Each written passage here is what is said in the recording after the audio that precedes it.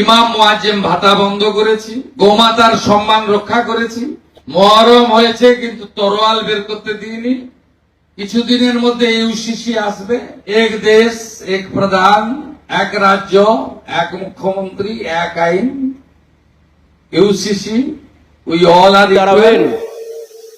রাজনীতি আর অভিনয় যদি এত সহজ হয়ে যেত তাহলে সবাই রাজনীতি করতে নেবে, সবাই মানুষের ঘাম আর সেই ঘামে ভেজা শরীর তার সাথে নিজের আত্মাটাকে এক করে নিয়ে সবাই রাজনীতিবিদ হয়ে যেত।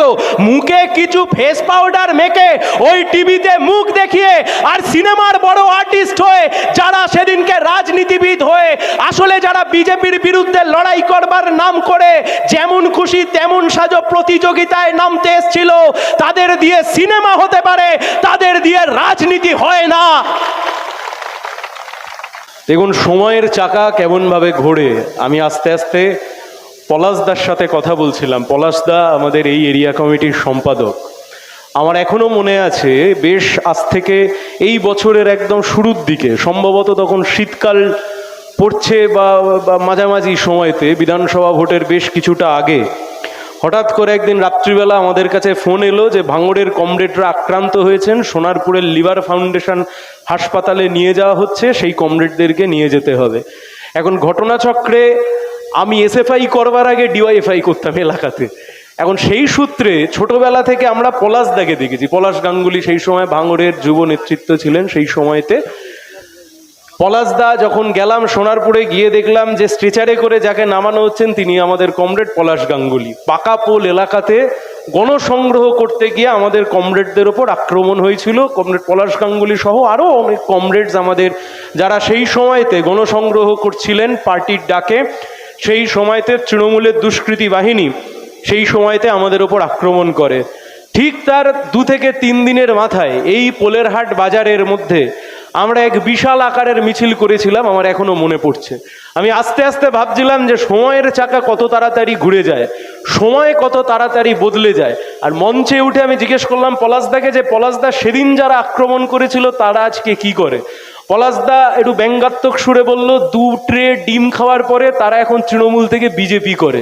এখন ভালো করে যদি আপনারা দেখেন তাহলে আপনি বুঝতে পারবেন সেদিনকে যারা কাঁধে লাল ঝান্ডা নিয়ে এই ভাঙড়ের মাটিতে দাঁড়িয়ে লড়াই করছিল, আন্দোলন করছিল, আর এই 2 পয়সার কিছু চিটিংবাজ যারা তৃণমূলের নেতা কর্মী সাধারণ মানুষের জীবন হারাম করে দিয়ে কোটি কোটি টাকার তোলাবাজি করে রাজপ্রাসাদ আর স্করপিও গাড়ি নিয়ে ঘুরে সাধারণ মানুষের জীবন যন্ত্রণাকে বাড়িয়ে দিয়েছিল, সেদিন যারা লাল ঝান্ডার ওপর আক্রমণ করেছিল আজকে তারা ডিমের বাড়ি খেতে খেতে পাল্টি মেরে বিজেপি হয়ে গেছে। লাল ঝান্ডা এখনো মাথা উঁচু করে ভাঙড়ে দাঁড়িয়ে আছে, দাঁড়িয়ে থাকবে। কাদের বিরুদ্ধে লড়াই করছি আমরা? সরাসরি লড়াই। মাঝখানে কোনো কুচো ফুল নেই, মাঝখানে কোনো বেল ফুল নেই, মাঝখানে কোনো জুঁই ফুল নেই, মাঝখানে কোনো তৃণমূল নেই, ওই ঘাসের ওপর 3টে ফুল, কিচ্ছু নেই। একদিকে আছে বিজেপি,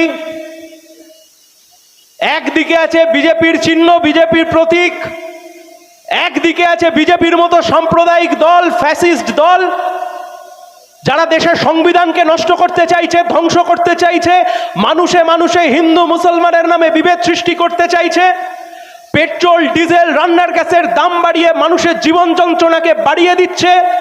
সাধারণ বেকার যুবক যুবতী, তাদের হাতে চাকরি নেই, কাজ নেই।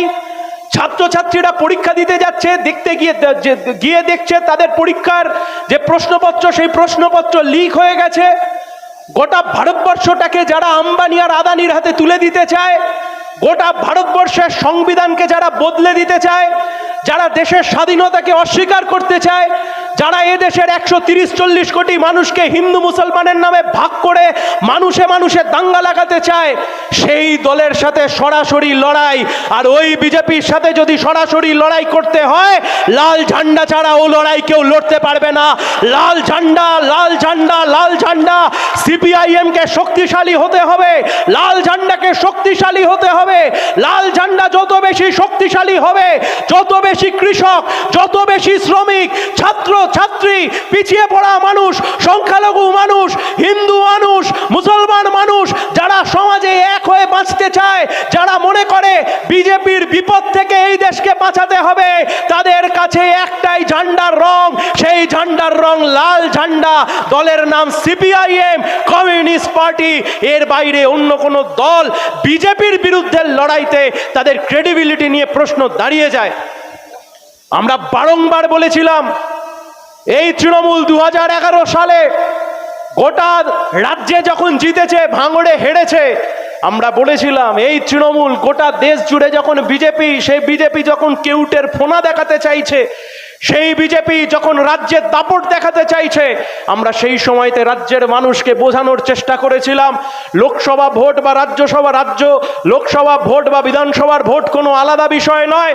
গোটা নির্বাচনী প্রক্রিয়া বাদ দিয়ে 365 দিনের রাজনীতিতে আমরা বোঝানোর চেষ্টা করেছিলাম আসলে আরএসএস এর বিভিন্ন রাজনৈতিক দলের মধ্যে যদি একটা হয়ে থাকে বিজেপি, তাহলে আরেকটা রাজনৈতিক দলের নাম হবে তৃণমূল কংগ্রেস। আমাদের দুর্ভাগ্য, আমরা সেদিনকে বোঝাতে পারিনি, আমরা মানুষকে বোঝাতে পারিনি, আমরা মানুষের মন জয় করতে পারিনি। গোটা পশ্চিমবঙ্গ জুড়ে, এমনকি এই ভাঙড়ের বুকেও লোকসভা নির্বাচন হতে পারে, গোটা পশ্চিমবঙ্গের বুকেও বিভিন্ন ক্ষেত্রে আমরা দেখেছি যে মানুষ হয়তো মনে করেছিলেন যে এই বিজেপিকে যদি তাড়াতে হয়, এই বিজেপির বিরুদ্ধে যদি লড়াই করতে হয়, তাহলে ও মমতা ব্যানার্জি একমাত্র পারবে, ওই দলই একমাত্র পারবে বিজেপির বিরুদ্ধে লড়াই করে দেশটাকে, রাজ্যটাকে বিজেপি বিরোধী জায়গায় তৈরি রাখতে, বিজেপির হাত থেকে এই রাজ্যকে বাঁচাতে। আর সেই দিনকে দাঁড়িয়ে এই যে পলাশদা বলবার সময় বলছিলেন, কমরেড সূর্যকান্ত মিশ্র বলেছিলেন যে তৃণমূল যেদিন হেরে যাবে সেদিন তৃণমূলের দল থাকবে কিনা সবচাইতে বড় প্রশ্ন থেকে যায়। কিন্তু সিপিআইএম একটা, দুটো, তিনটে শূন্য আসন যাই পাক, সিপিআইএমটা মাথা তুলে দাঁড়িয়ে থাকবে। কেন বিজেপির বিরুদ্ধে লড়াই করছি? বিজেপিকে দেখতে খারাপ বলে লড়াই করছি? কেন বিজেপির বিরুদ্ধে লড়াই করছি? বিজেপির প্রতীক ভালো লাগে না বলে তার বিরুদ্ধে লড়াই করছি? না, বিজেপির বিরুদ্ধে লড়াই করছি তার কারণ বিজেপি একটা ফ্যাসিস্ট দল। বিজেপির বিরুদ্ধে লড়াই করছি তার কারণ স্বাধীনতার এতগুলো বছর পেরিয়ে যাওয়ার পরেও এরা দেশের সংবিধানকে ধ্বংস করতে চায়। স্বাধীনতার এতগুলো বছর পেরিয়ে যাওয়ার পরেও প্রতিদিন নিয়ম করে গোটা দেশের মানুষকে হিন্দু মুসলমানের নামে দাঙ্গা লাগাতে চায়। তাই আমরা জানতাম তৃণমূল দিয়ে বিজেপিকে বিরোধিতা করা ও কখনো সম্ভব নয়। আজকে তাকিয়ে দেখুন, এমনকি লোকসভা ভোটের সময়তেও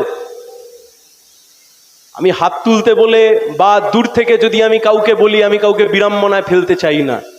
এমন প্রচুর মানুষ আছেন, বিধানসভা ভোটে আমাদের জোটের প্রার্থী ছিলেন, কিন্তু লোকসভা ভোটে আপনারা মনে করেছিলেন যে সেই সময়তে তৃণমূলকে ভোট দিয়ে বিজেপিকে হারানো উচিত। সেই তৃণমূলের সাংসদ তিনি এখন কোথায়? তৃণমূলের সাংসদকে জিতিয়েছিলেন বিজেপির হাত থেকে বাঁচার জন্য। তৃণমূলের সাংসদ এখন বিজেপির কোলে উঠে গান গাইছে, হরি দিন তো গেল সন্ধ্যা হলো পার করো আমারে। হ্যাঁ, তৃণমূল দিয়ে বিজেপি তাড়াবেন? রাজনীতি আর অভিনয়